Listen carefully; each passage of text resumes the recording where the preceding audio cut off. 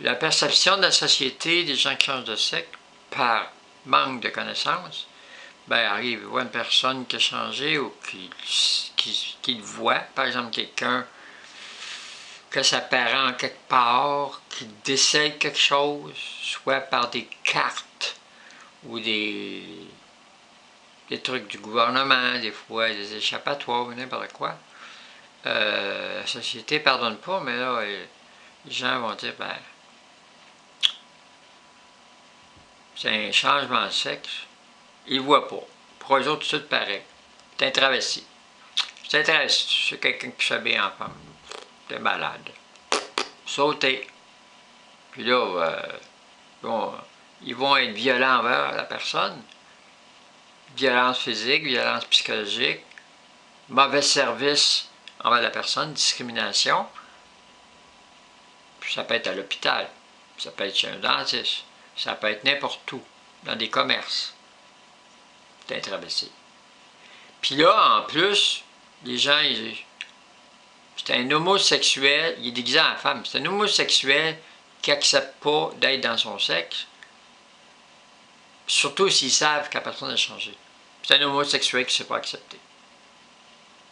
Fait que ça, c'est encore pire, parce que là, il te rentre dans un corso que toi-même, tu n'es pas capable de vivre dans ça, parce que te définir en tant que femme, puis ressentir tes émotions de femme, peut être une femme, avant même d'avoir les hormones de femme. Tu te définis émotivement en tant que femme, avant même d'avoir des hormones de femme. Fait que les gens disent, non, non, c'est les hormones de femme qui ont fait qu'ils sont une femme. Non, non, non, non, non. Tu te définis en tant que femme, déjà, sans hormones, dans ton identité, dans ton cerveau. Bon.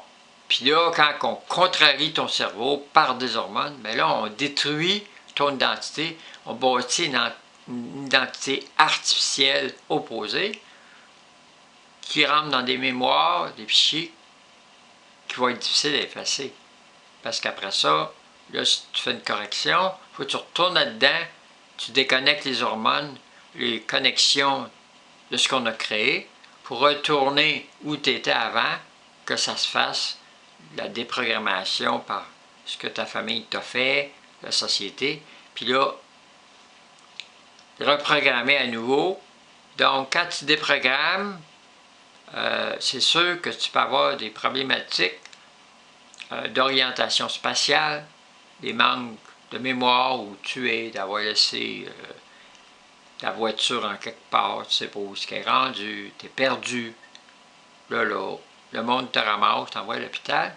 Puis souvent, le fait d'être désorienté, puis de retourner dans une régression où tu n'es plus fonctionnel, ben là, ça s'apparente à des états de psychose. Puis aussi, c'est sûr que quand tu régresses comme ça, là, tu peux avoir des angoisses, tu peux avoir de l'anxiété parce que tu régresses à des niveaux, des contradictions avec toi-même où tu n'es ni dans un ni dans l'autre.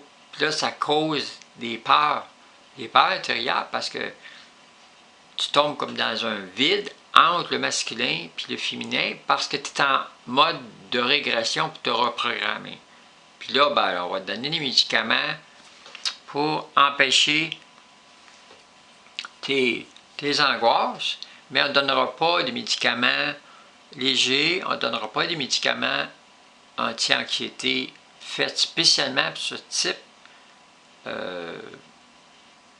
de déprogrammation, programmation. On va donner des médicaments qui existent pour typiquement l'angoisse, puis des médicaments qui existent typiquement pour des maladies que la personne n'a pas. C'est juste situationnel de passage pour un certain temps. Puis des gens, la déprogrammation peut être plus longue. Donc, c'est vu comme une maladie chronique qui s'apparente à...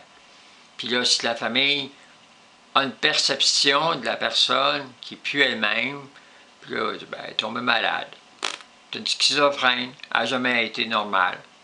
Parce qu'ils la punissent parce qu'elle ne peut pas vivre dans le sexe qu'ils ont voulu y définir. Puis, dans moi, en psychiatrie, déjà, la famille ça a un impact sur le dossier médical parce que ça représente l'historique de la personne. La personne, elle veut aller contre elle-même. Puis là, déjà, les psychiatres, ils ont déjà une programmation universitaire qui dit que quand tu sens autre que toi-même, tu as une pathologie qui nomme toutes sortes de noms, mais toujours, c'est psychose d'identité, puis schizophrénie d'identité. Puis là, après ça, si ton père et la société ne t'acceptent pas dans la société, puis tu es une femme, puis on te brise, puis on te brise, puis on te fait du mal, tu développes des peurs, des craintes, puis à force d'avoir des peurs, des craintes, tu as peur de certains lieux, tu peux avoir des peurs, toutes sortes de choses, peur d'être torturé, torture sociale, psychologique, puis là, tu appréhendes ces choses-là. Donc, puis aussi, tu vois ton père qui veut te faire du mal, tu vois des trucs comme ça. Donc, tu deviens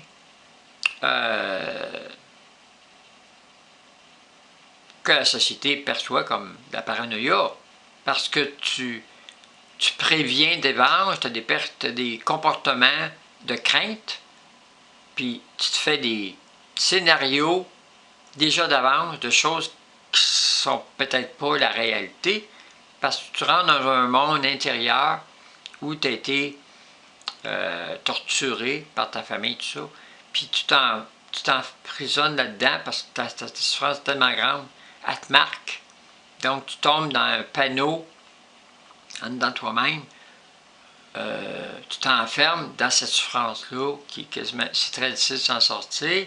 Puis la seule manière de s'en sortir, c'est des professionnels qui t'aident à te déculpabiliser, à te sortir de cette souffrance-là, à la faire sortir en parlant, par t'aidant, par des hormones, des médicaments temporaires pour enlever tes angoisses, mais pas des antipsychotiques, les anti-schizophrénie, ça non, parce que ça c'est des maladies chroniques, des gens qui n'ont pas des problèmes d'identité sexuelle, c'est d'autres sortes de types de problèmes.